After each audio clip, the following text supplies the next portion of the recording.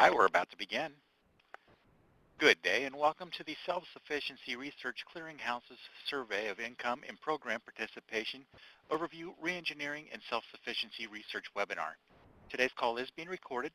And at this time, I'd like to turn the call over to Zakia Red, Research Scientist at Child Trends. Please go ahead. Thank you, and good afternoon, everyone.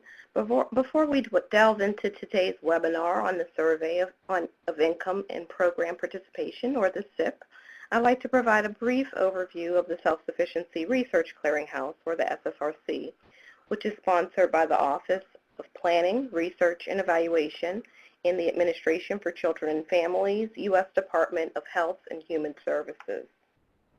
The SSRC is a virtual portal of research and other resources related to self-sufficiency. It functions as an online community for researchers, practitioners, and other stakeholders interested in self-sufficiency, employment, and family and child well-being.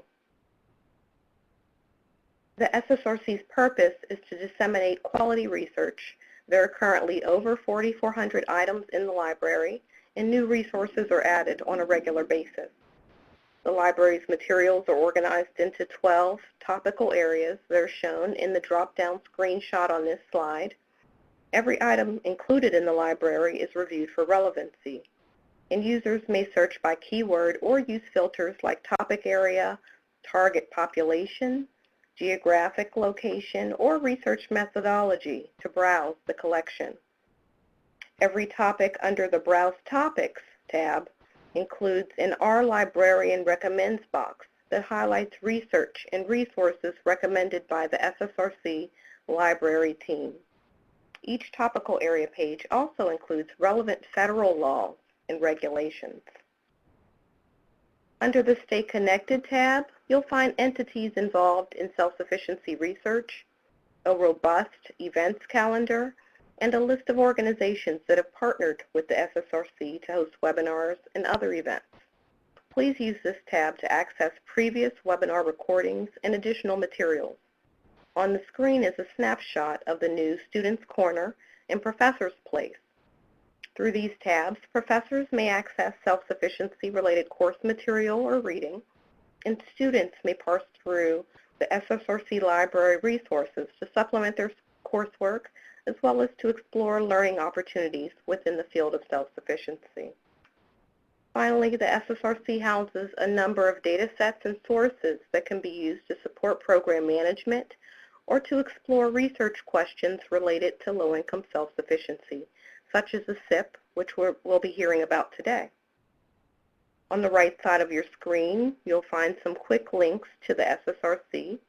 Select the title and then click the Browse To button for those links to open in a new window. Dr. Jason Fields, who directs the SIP at the U.S. Census Bureau, is unable to be with us today. However, we're excited to have with us in his place Dr. Matthew Marley, SIP's Assistant Survey Director for Content and Evaluation.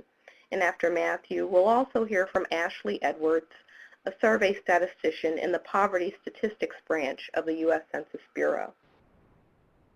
You may submit questions to our speakers at any time during this webinar using the question and answer feature at the bottom right side of the webinar platform. Questions will be answered after both presentations. If we do not get to all the questions during the webinar, responses will be posted to the SSRC following the event along with other webinar materials. And finally, we encourage you to join today's conversation on Twitter using the SSRC webinar hashtag displayed on the screen. Tweets using this hashtag will be displayed on the left side of the webinar platform. And with that, I'll now turn it over to Matthew Marley. Hi, good afternoon, everybody. We here at the Census Bureau are really excited to be participating in this webinar. I think one of our core missions right now is to sort of broaden the user base of the SIP, get the word out there about what SIP is, what it does, and what it can offer you. So I'm really glad to be here. I thank Zakia and the other people for setting this up, and I hope you find it very, very useful. So just a brief overview of what I'm going to be talking about today. I'll go over a little bit what SIP is, the kind of content that's in the SIP, some of the recent changes, and by that I mean we are in the process of re-engineering the instrument, and I'll walk through what that means for the content as well as for the survey administration itself.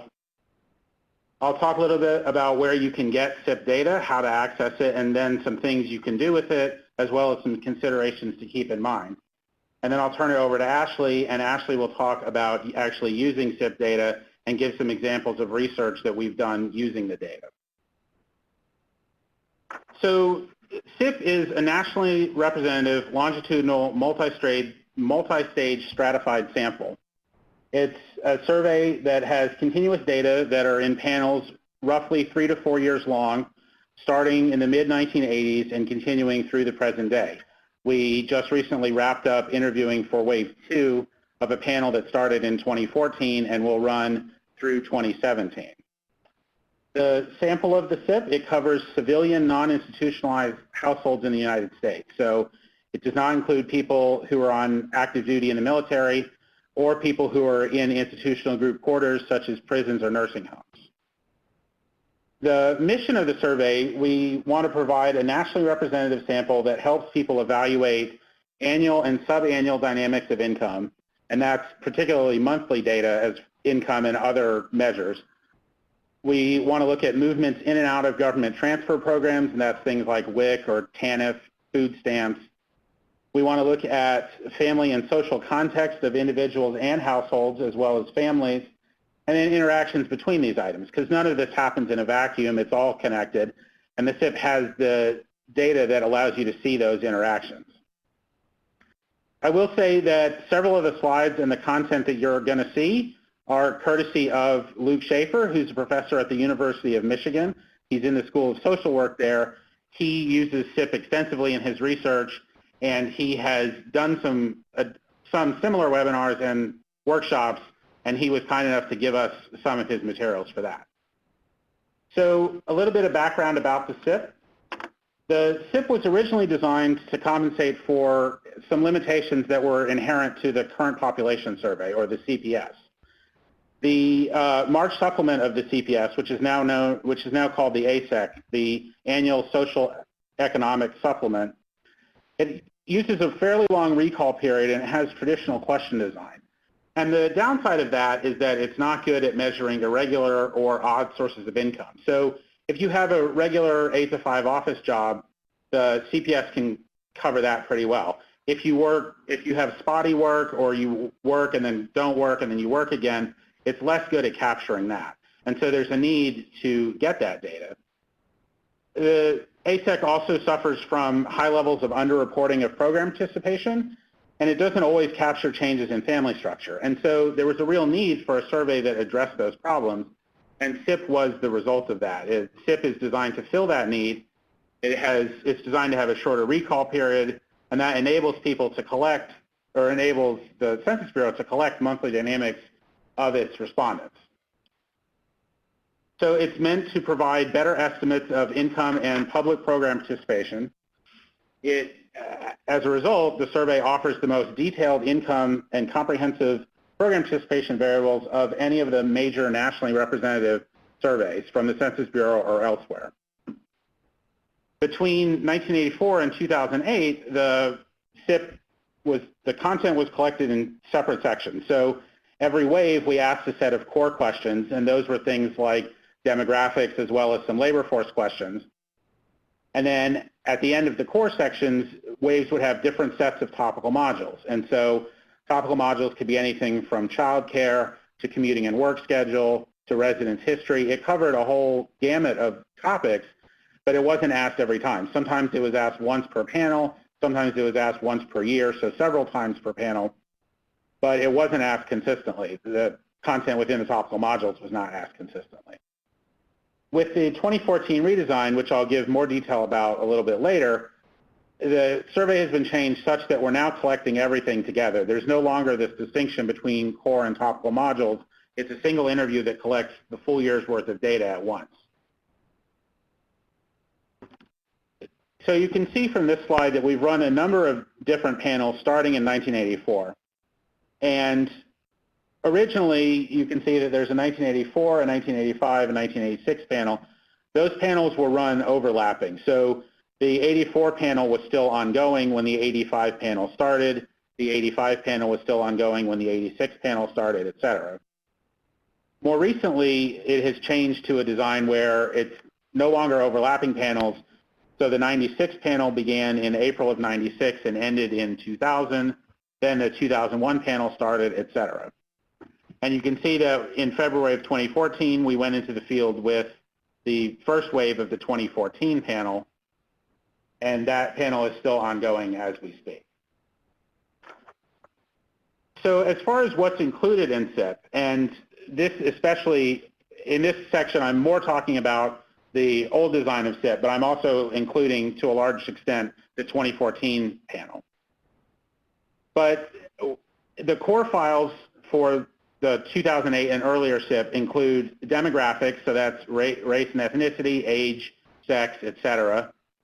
Income measures, and that's income of both persons, families, and households, as well as the total income, property income, other income, as well as information about poverty and whether or not people receive severance pay.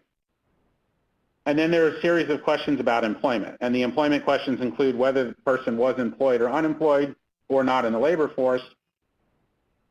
And it collected data for up to 2 jobs per month, as well as the industry and occupation of those jobs, what kind of job it was, whether it was a public government job or a private sector job, how big the firm was, how much the person made, and whether the person had health insurance. It also included program participation measures, and you can see that we ask about a large variety of programs, from unemployment insurance to food stamps to receiving and paying child support, whether people have health insurance, whether their children are eligible and receive the free or reduced price lunch at their school, whether they get veterans payments or have Pell Grants, and other programs, other federal programs as well. And the advantage of this is that most of the program variables include both a dichotomous did you receive it variable, and then if you say you did receive it, it subsequently asks how much you got. So it's a good measure of total household income, because you can see exactly how much in every month they received from every program. But I will say that this is not a comprehensive list. I've gone through a lot, but it's a very rich survey.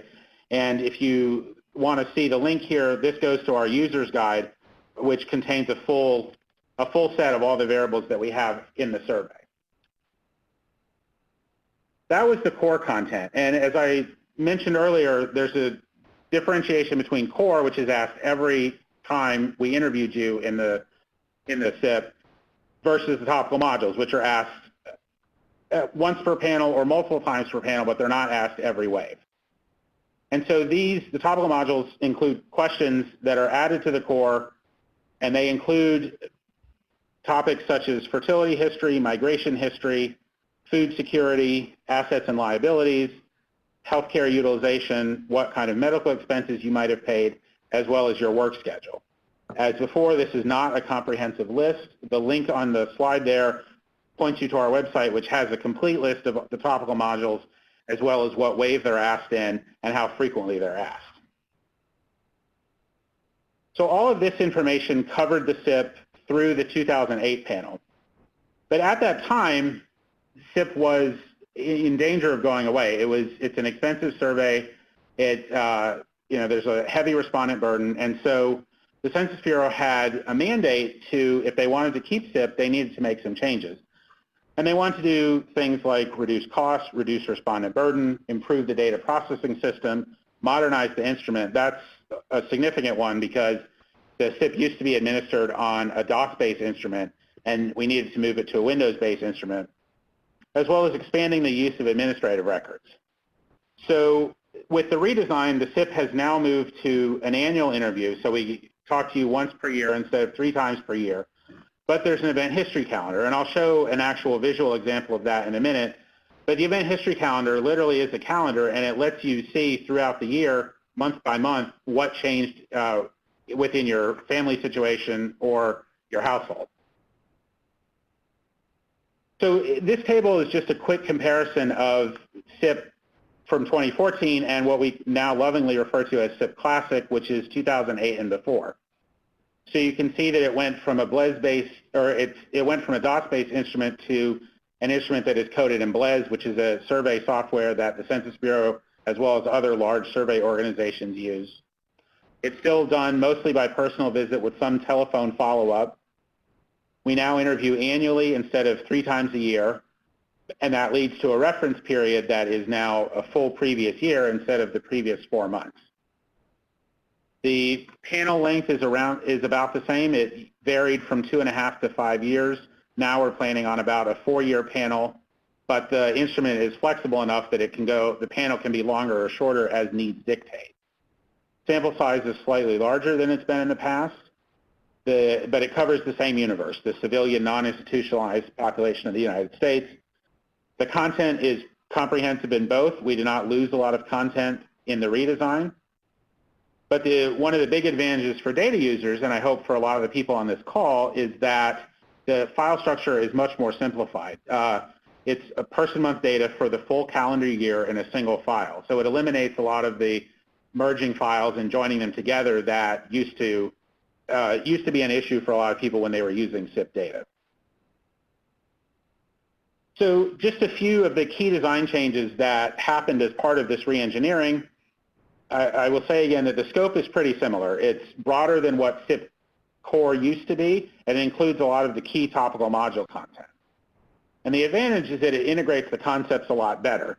We now have an event history calendar, which allows you to integrate reporting across domains. And by that I mean, if, for example, you're telling us about your health insurance and you say, well, I stopped getting health insurance because I lost my job. Well, then the field representative can very easily go up to the jobs topic and say, okay, well, you told us that you lost your health insurance when you lost your job, and that was in March of this year. Let's talk about that. And then they can talk about health insurance, and then they can say, well, because of that, I also started receiving food stamps. And then the interviewer can go down to the food stamp section and immediately start entering data about the food stamp. So it allows a much more flexible and conversational interaction between the field representative and the interviewee. Another advantage is that the topics that used to be add-on topical modules are now integrated, and the instrument is designed to facilitate hooks that allow supplements if we need to ask about additional content. So overall, it greatly enhanced the flexibility of administration as well as for the people actually administering the survey and receiving the survey. So this slide shows the event history calendar that I was discussing a second ago. You can see that along the top are the different months in both the interview year as well as the reference year, and then along the side are the different topics. So we have them start talking about residences, and then they can go down through resident or marital history, education. We collect information up to 7 jobs. And then we get into government programs like SSI and food stamps. And finally, we ask about a number of types of health insurance. But as I said before, they don't have to march through it line by line. They can go through it in a way that is natural to the respondent. And hopefully the result of that is that we get better data because it facilitates respondent recall. The engineering has produced a lot of benefits for us. It has increased our efficiency both in processing and producing data products. It's certainly given us flexibility in administration. We can now interview anytime between January and June of the interview year. It used to be the case that the way the instrument was set up, if you did not interview in the month that you were set to interview, nothing would work. And so you would just have to not take that interview until you talk to the person in the next wave. Now it's a lot more flexible. There's also a dynamic reference period. We have it set at a year. You can see on the previous slide that there's this bar here to indicate to set apart the interview year from the reference year, but we can adjust that as necessary. We could actually extend the reference period to be the full 18 months if need be. And another advantage is that because it's a longitudinal survey, there are a lot of things that we know that we learn in the first wave that we don't need to ask about in the subsequent wave. And so we incorporate what we call dependent data or feedback data into the instrument so that things you tell us in a wave that aren't going to change, like your date of birth or your name or your sex and a few other things, as well as the fact that you have health insurance or that you have a certain job or whatever, that can come back into the instrument, and we don't have to go through all of the questions again. We can take what the respondents have already told us and streamline the subsequent interviews for them. So all in all,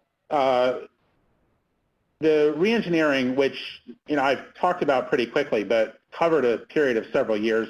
We did a number of field tests and a number of iterations of the instrument. But all in all, we've concluded that it was a very successful reengineering. It produced estimates. The current version of the survey produces estimates that are not substantially different from that in the old survey. We've done a number of comparisons with administrative records, and the new survey lines up well with the administrative data, at least as well, often better than the old SIP did.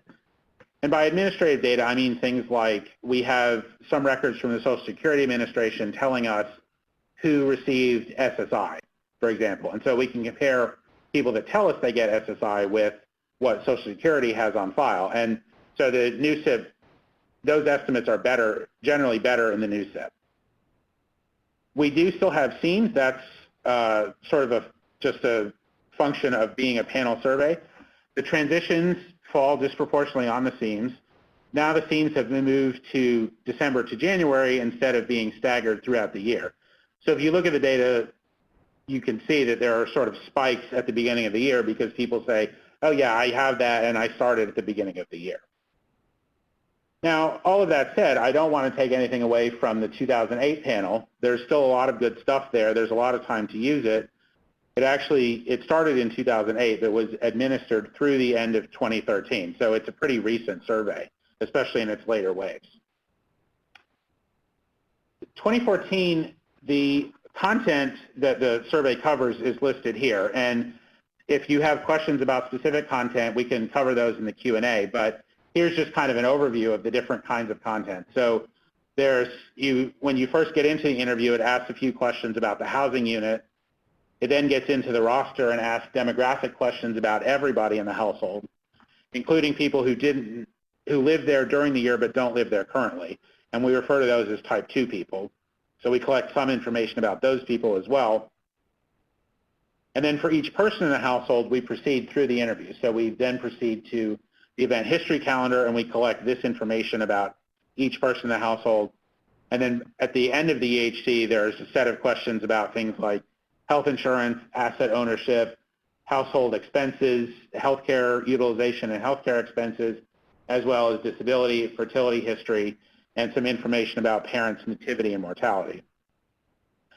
And after that, then we close out of the interview. The respondent identification policy is we get the respondent's explicit consent to feed their data back. So I talked before about dependent data and how that can help us shorten the interview in subsequent waves, but to do that, we need the respondent's explicit consent. So we collect that, and then we collect contact information for each person in the household so that if the household splits up, we don't have to only ask one person. We have a cell phone number or some kind of contact information about each person in the household. The current status of the survey, we completed field work for Wave 1 in early June of 2014.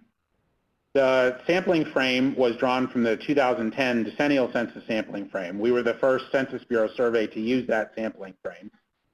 We interviewed just under 30,000 households for a response rate of just over 70%, and that covered calendar year 2013. And at the end of May of this year, we completed field work for Wave 2. So we returned to all of the households, all of the 30,000 households that we had interviewed in Wave 1, as well as following movers. So if people had left that household, if the household, somebody had gotten divorced, or if a child had gone off to college or whatever, we followed those movers to their new residences and interviewed them there, as well as additional people in the new household. We used the dependent data from Wave 1 to help with the recall. Our response rate, overall response rate, was just under 75%, and that covered calendar year 2014. As far as data goes, we are planning to release a research file in December of this year that covers a significant portion of the content from Wave 1 of the 2014 panel. So It's going to include residence history, all the demographic data, all the labor force and participation data, as well as the program receipt data. And then after that, we will release a full version of the file early next year, so spring of next year. I talked a little bit before about how the instrument is flexible and it allows you to add supplements if need be. And in one case here, the Social Security Administration realized that for what they need to do, they use SIP to improve a lot of their modeling and their forecasts of who will be using their programs in the future. But the re-engineered survey no longer included some of the things they needed. And so they hired us to field a supplement for them.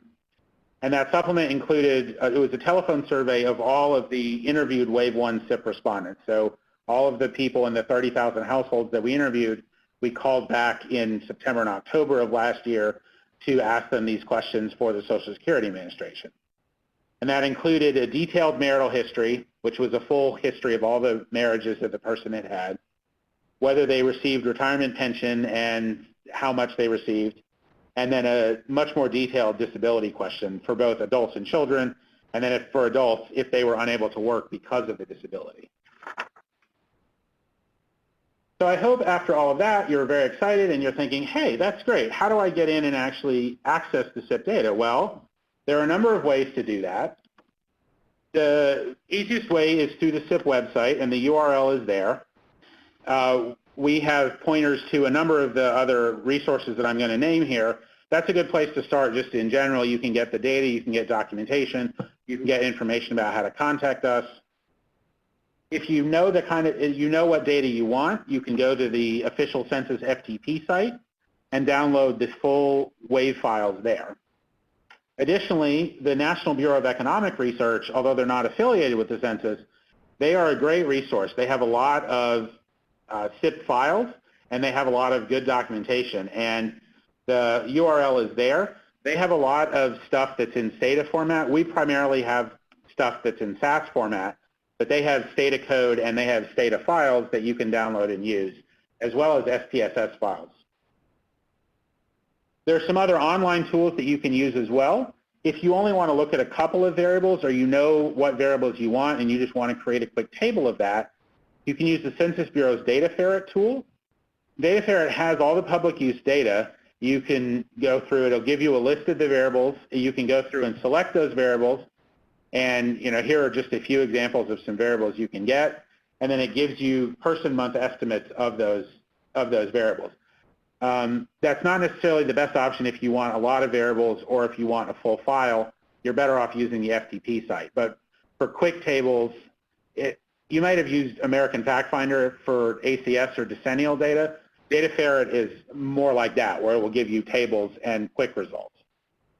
Also coming soon, we've contracted with Orlin Research to produce a data tool that helps you work with SIP data. So it gives you the ability to do hierarchical analyses. It lets you create recodes on the fly.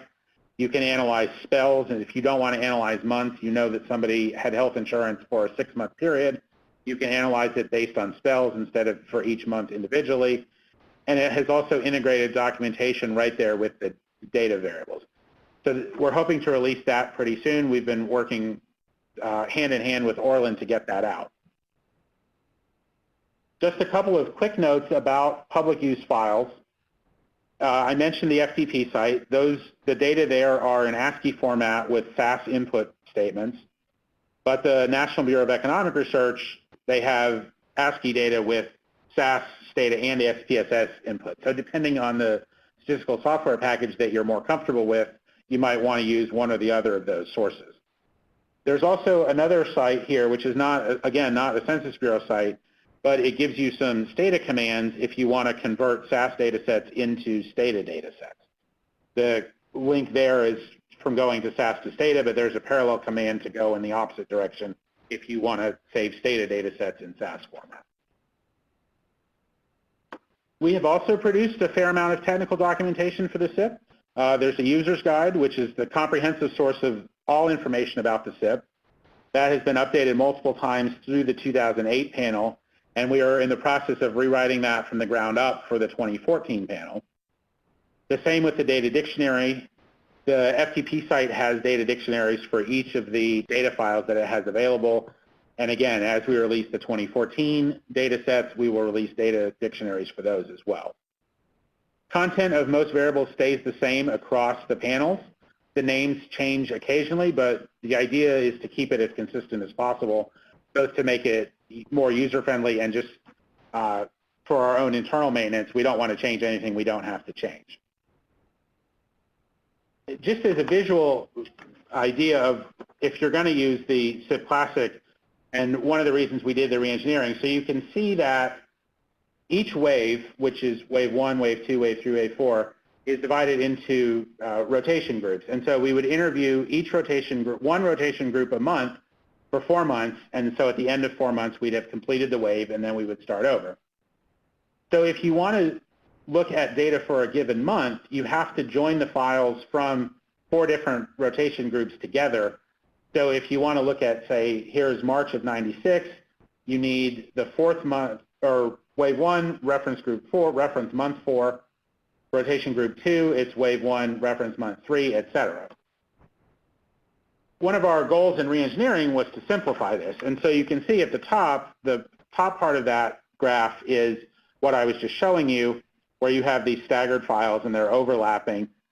The bottom portion of the graph, the reengineering, everything, if you want the whole year, it's all right there in one file, and it's so you don't have to do all this joining. You don't have to consider what month each of the files covers. You know that everything is right there in a single file.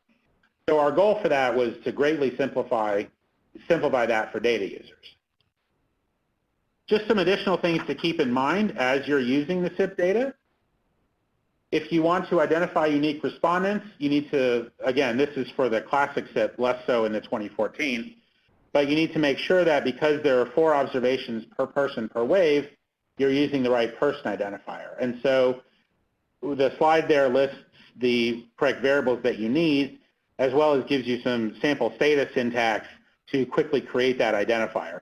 And so the code there concatenates the variables into a single variable, and then you can just refer to that instead of the combination of all 3 variables. And keep in mind that you need the form to match across waves. So if it's 101 versus 0101, you need to make those consistent so that they match and they can merge them over time. Because the files are fairly large, this can lead to memory limitations on your machine. It may be worth investing in extra hardware to boost the RAM. You probably want about 2 gigabytes of storage space if you're creating a fairly sizable SIP data set. And when you load in a data set, we recommend that you keep only the observations and variables that you need to cut down on excess storage. Just as suggested practice, we think that you should keep a complete SIP file in its original state, and then as you're doing analyses, create subsets of that in a separate area that you can easily create and then get rid of when you're done with them. That way you've only got the variables that you want, you've only got the observations that you want, and if you do something to the file, you haven't lost your original file. And if once you've created the program, you can always go back and create the data set again if need be.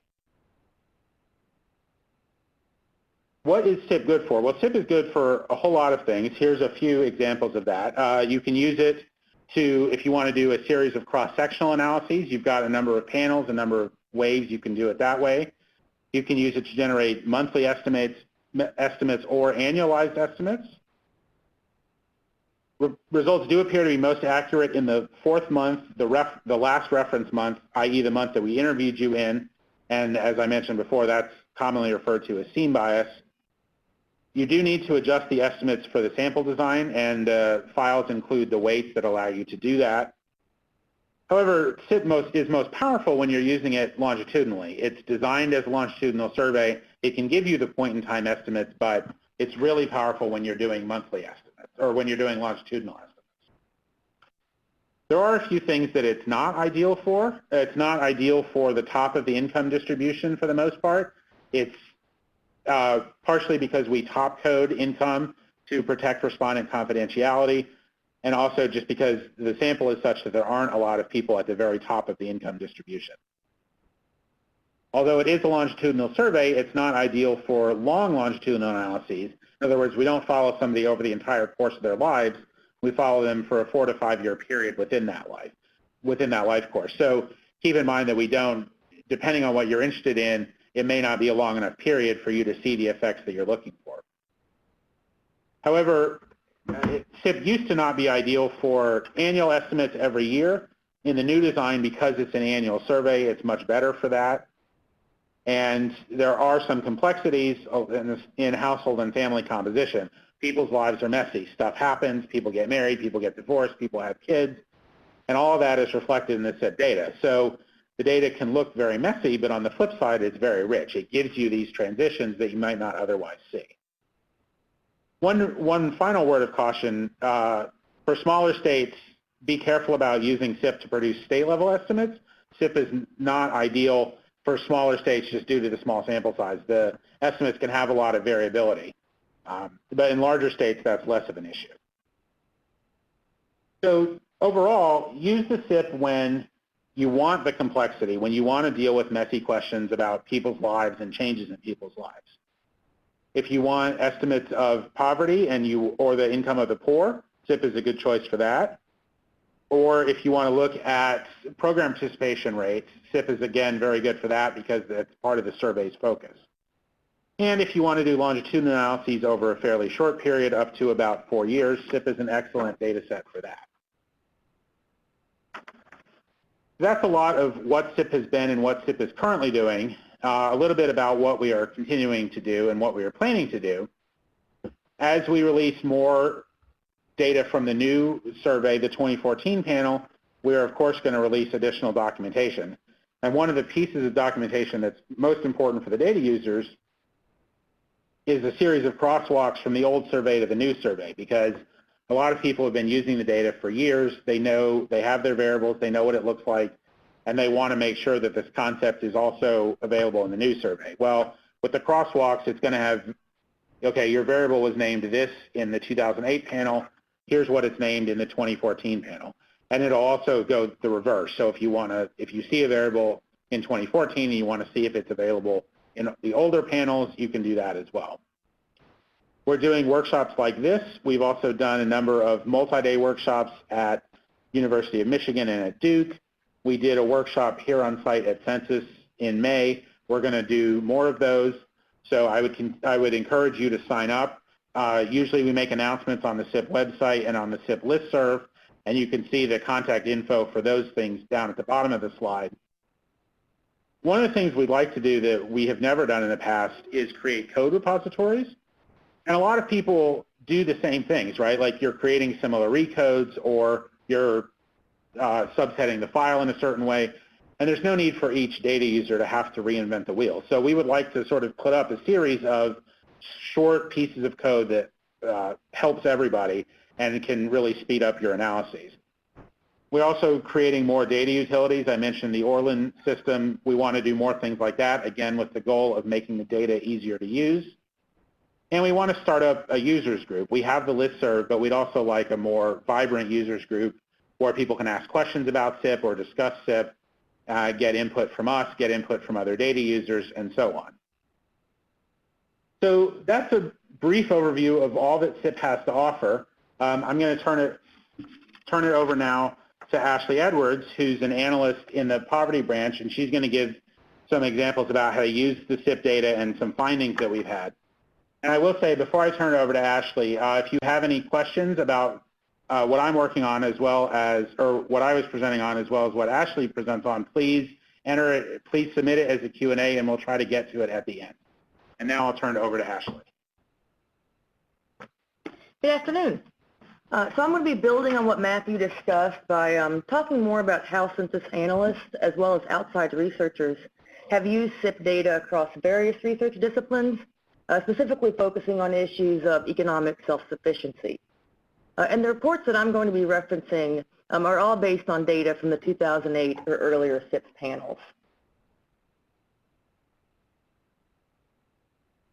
So in addition to reviewing and preparing public use data files, subject matter analysts within the Census Bureau also release official SIP reports on various timelines. These official SIP reports are referred to as the P70 series. And as you can see, they cover a range of subject matters, and these reports are often updated within or across panels to allow for comparisons across time periods. Again, these and all official SIP reports can be found on the SIP website, in addition to detailed table packages, technical working papers, and conference research. This is also just a brief review of recent external releases that have used SIP data. You see here there's a number of journal articles, some Federal Reserve Bank discussion papers, and some work by policy research organizations. And my presentation today is really designed to serve two purposes. One is to provide some background on topics related to self-sufficiency by summarizing recent data releases based on the SIP. And two, to provide some inspiration on how you might use the SIP moving forward in your own research. I'm primarily going to be focusing on issues related to the measurement of poverty, as that's my particular subject matter focus, but I'll also be bringing in some other subject areas that touch on these themes of self-sufficiency, specifically research related to the receipt of government programs, family support structures, as well as asset measurement. So I'll start with my own subject area research, which has really focused on the dynamics of poverty over time. By using the SIP longitudinally, I can observe individuals over the course of 2009 to 2011 and document how many times they entered poverty, how long their poverty spells lasted, and how poverty entry and exit rates vary across demographic groups and by calendar years. I can then compare those 2009 to 2011 estimates, which covered the period during and immediately following the most recent recession, to estimates from the earlier 2004 SIP panel, which covered calendar years 2005 to 2007, the period immediately before the recession. So I really like this figure from the most recent report because I feel it does a good job of showcasing the unique ways that SIP can be used to measure poverty. The bars shown in black in the middle give you the annual poverty rate from the SIP. However, because the SIP collects monthly data, this is the only survey where we can also get the percent of individuals who were in poverty for at least 2 months of the year, which is the higher episodic poverty rate. Alternatively, we can also calculate the percent of individuals who are in poverty for every single month of the calendar year, which is the lower chronic poverty rate. You can also see from this graph that the reference period used makes a difference. In 2011, 23.6% of individuals had at least a single spell of poverty lasting 2 or more months. However, when you look over a longer reference period, in this case from 2009 to 2011, you see that almost a third of the population was in poverty for at least 2 or more months over the longer 3-year period. The same is true for chronic poverty, but in the reverse direction. More people are in poverty every month of 2011 than are in poverty every month from 2009 to 2011. And so by using the SIP monthly data to look at these alternate measures, such as episodic and chronic poverty rates, you're able to get a better sense of how individuals experience poverty than when only looking at annual poverty rates.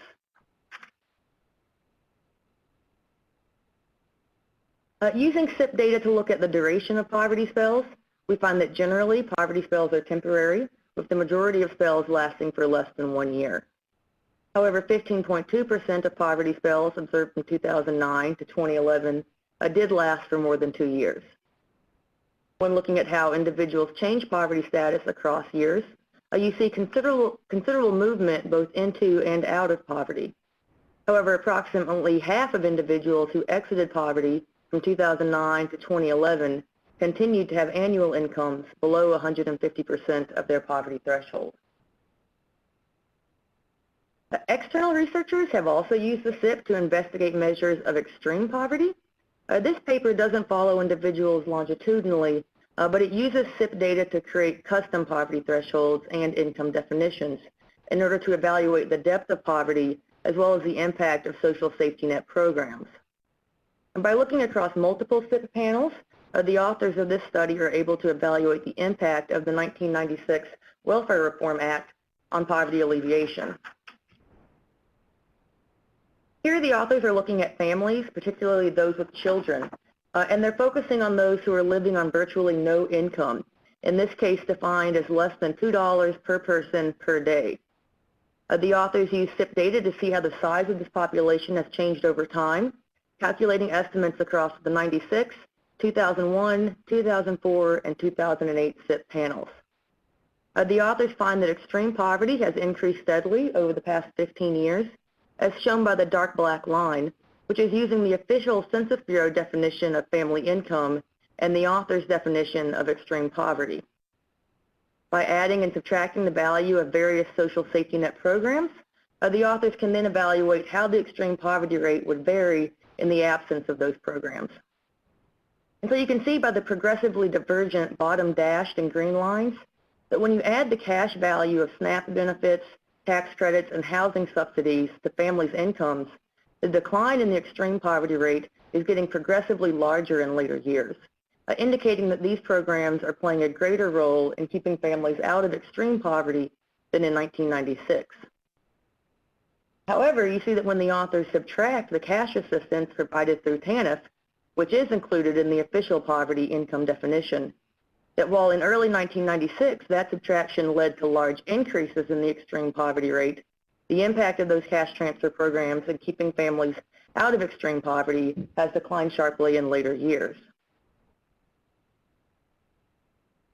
Additional research on the receipt of means-tested assistance programs has also used the SIP longitudinally, allowing researchers to understand both how many people are participating in a program in a given month, as well as how long individuals are recipients of that assistance program. Here, the top graph is using monthly data from the SIP cross-sectionally to create an average monthly participation rate over the course of a SIP panel. The authors found that around 1 in 5 individuals participated in one or more major public assistance programs in a given month in 2012. As you can see, participation in Medicaid is highest among the major means-tested programs, followed by SNAP. On the bottom graph, we're looking longitudinally at individuals who received means-tested assistance for at least 1 month from 2009 to 2012, and looking at the total accumulated time they spent participating in that program over the period. Of major program recipients, 43% were receiving program assistance the majority of the 4-year period from 2009 to 2012, although 31% received assistance for a year or less. When you look at participation by program, you see that although average monthly participation in housing assistance is relatively low, that program has more long-term recipients, with almost half of recipients receiving support for nearly the entire reference period. Alternatively, TANF recipients received more short-term benefits, with the majority of recipients receiving support for a year or less. Here, the authors report median monthly benefit amounts for people receiving means-tested transfers, and you see that SSI recipients receive the largest median monthly cash transfers. The authors also find that although monthly participation rates are much higher for families with a female householder, no husband present, those families actually receive a smaller median benefit amount than other family types. So far, the research I've presented has focused on the core content of the SIP, that is, questions that were asked in each wave. However, as Matthew discussed earlier, each SIP wave also has a number of what we refer to as topical modules. Generally, each wave will have around 3 topical modules that include a detailed battery of questions on select topics. This research, done by census analysts, uses the core SIP longitudinally to look at changes over time in children's households, and then uses data collected in the Wave 10 Child Well-Being topical module to see how those earlier transitions may have impacted children's achievement and social engagement. So this is the kind of detailed information that you can get from a SIP topical module, in this case focusing on child's well-being. These questions about extracurricular activities were not asked in each wave of the 2008 SIP panel, but were asked in repeat topical modules during waves 4 and 10. And so as you can see, children who are in families with income to poverty ratios greater than 200% had higher extracurricular participation than those living below 200% of poverty.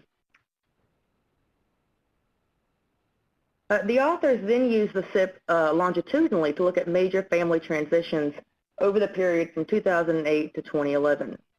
Here they're looking at the percent of children who were in families where a parent lost or gained a job, had the spouse or cohabiting partner of their reference parent enter or leave the household, or changed addresses at any point over the period. Over half of children under the age of 17 experienced at least one of these transitions between 2008 and 2011, the most common transition over the period being changes in parental employment status. Now, this figure is designed to show how these changes in families' economic situations often overlap with changes in family structure and residential location.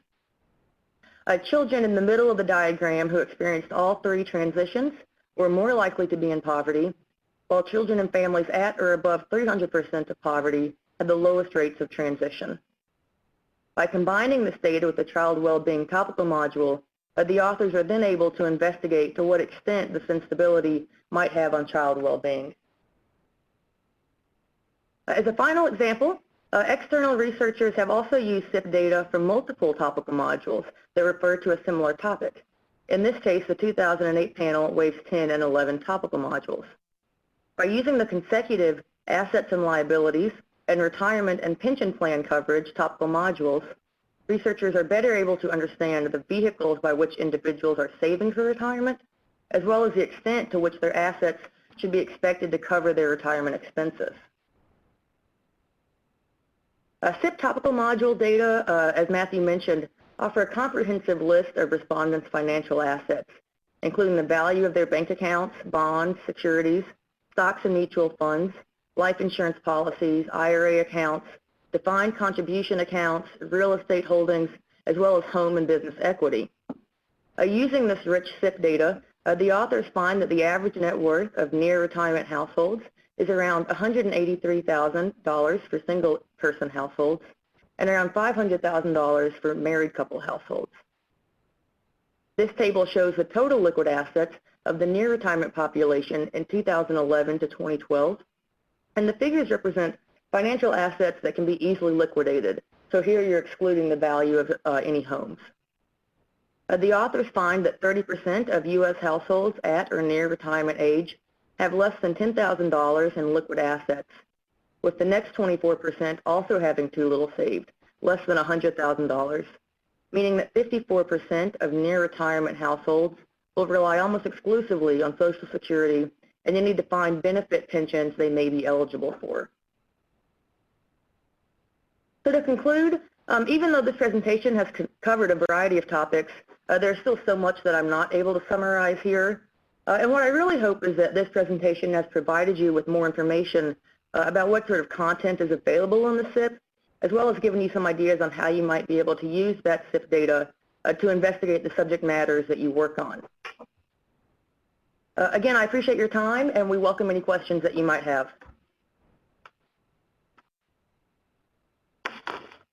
Great. Thank you guys so much. Thank you so much, Ashley and Matthew, for those very informative presentations.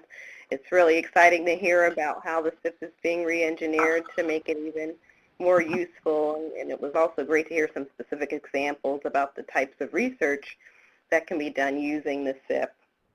I'm now going to open it up for questions. Again, as a reminder to those listening in, you can submit questions to our speakers using the question and answer feature at the bottom right-hand side of the webinar platform. And responses to the questions that we don't get to today will be posted on the SSRC following the event along with other webinar materials. So go ahead and ask those questions that you have. We only have a few minutes, so I don't know that we'll get to all of them, but we'll definitely post responses afterwards for those questions we don't get to. I'll start with the first question. What would the process be if a federal agency was interested in adding questions to the survey? Is it only possible to do so through a new supplement, or can it be done through topical modules? That's a very good question. We don't generally add questions in the middle of a panel just because we want to keep the questionnaire pretty much the same from wave to wave. We're certainly open to adding questions when we start a new panel. I would encourage the person who asked that question to send me an email. This is Matthew. My contact information is up there. And you can also send it to Jason Fields, who is the survey director of SIP. I think we're always looking for input from federal agencies or other data users about things that would make the survey better for them, or stuff that we're just missing on the survey. Great, great.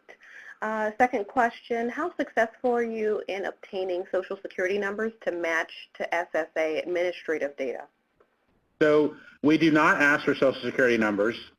We used to, I think, in the 96 panel, but maybe 2001. But since then, we have not asked for Social Security numbers. We ask enough, we have information from the respondents, and we use that to match to Social Security records and other data based on things like name and date of birth. And I believe with the 2014 data, we were successfully able to match about 92%, something like that. We do give respondents the ability to opt out if they do not want their data matched. But the opt-out rate was low. It was under 1%. Great. No, that's very helpful. Another question: how is the SIP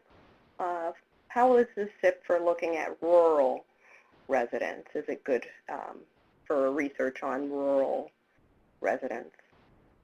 So because it's a nationally representative survey, it definitely includes a representative portion of rural respondents. As I mentioned in the main part of the presentation, for states that are predominantly rural, like Wyoming or Montana, I wouldn't use the SIP to generate estimates in that way, just because the sample size is too small. But if you want to use it to generate national estimates of the rural population, you are able to do that through SIP. Okay. And it's a minute before 3. Matthew and Ashley, do you have a couple of minutes just to go through the remaining couple of questions, or do you have a hard stop? No, I can go. Go ahead. Down the line. Okay, great. What population cutoff constitutes a small state? I believe it's the 20 most populous states. That has varied from panel to panel based on the sample size, but I don't have the list in front of me, but it's generally the 20 most populous. Okay, great. And can you use the SIP to generate state-level estimates? I know you referenced that briefly, but do you have any further guidance about that? But for states like California and New York, definitely. For states like Montana and Wyoming and some of the smaller New England states, probably not. I mean, you can always generate them. They're just not all that reliable. Okay. Okay. And I see a response also from the SIP director that there's not a specific size cutoff, that variances just increase significantly, I guess, with those smaller states. Right. And if you want the list of states, we're happy to get that to you. We have that in our documentation. Okay, great. And another question, will program participation items include questions on reasons why families who might be eligible for programs aren't accessing or applying for assistance? So if you say that you don't get the program, we don't ask you why not. But if you say that you do get it and that it ended, we ask you both why you started getting it and why you stopped getting it. Okay. Great. I had another question that was submitted separately right before the webinar. It says, appears that looking at foreign-born respondents, the majority of those from Latin American countries outside of Mexico and Cuba are not counted as Hispanic Latino on the origin question. How much is the SIP's Hispanic group slanted towards Mexicans and or Cubans? Yeah, I mean, I think certainly when you just look at the population of the United States, the majority of respondents in the 2010 census that reported Hispanic origin were respondents of Mexican origin, so 63%. And then Puerto Ricans were 9%. So that's just reflecting the demographics of the country. But when you're talking about people who, have origins from nations that would suggest a Latino, Hispanic origin, and they're not self-identifying as such in these origin questions, and you see this in, a lot of various surveys, both at the Census Bureau and other research agencies, that can be for any number of personal reasons. The Census Bureau, the E-origin, Hispanic origin question is based on self-identification. So we're not assigning that based on any sort of ethnic, ancestry, race, or country of origin basis. It's just based on how people self-identify. And like you say, you do see that, that identification varies based on respondents' personal characteristics. Pew has used some of the American Community Survey data and has found that while 99% of immigrants from Mexico would refer to themselves as Hispanic, only 67% of respondents from Panama. So there's some variation in how people identify and how they respond to that question. And the Census Bureau is constantly investigating changes. Obviously, our country is becoming more diverse, and we have to, have questions that resonate with people's self-perceptions of both their race and ethnicity. Okay, great. Well, thanks so much to you both for your flexibility going a little long. It looks like a lot of our listeners stayed on as well, or they seemed to be interested in hearing what you had to say. So just want to thank you all from the U.S. Census Bureau for your time, Matthew Marlay and Ashley Edwards. And I want to thank you all for joining us. Please have a great afternoon. Thank you for having us.